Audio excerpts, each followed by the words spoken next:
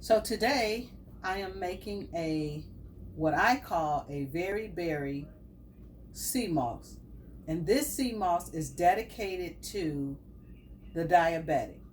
Diabetics should not have that much sugar in their smoothies or either in their sea mosses because it runs up their blood sugar level. So I am whipping up what I call a very berry sea moss drink.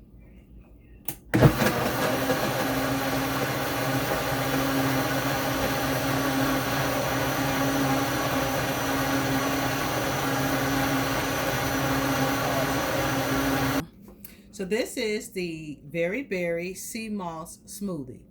And this smoothie is really made for the diabetic. Diabetics should not have as much sugar in their smoothies or in their diet at all because it increases your blood sugar levels and it affects your bottom line A1C.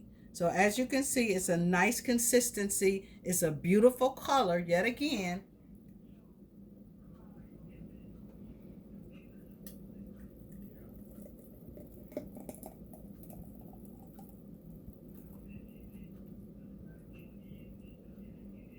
You can take this sea moss smoothie or this sea moss, gel it up, and you can use it in all of your juices.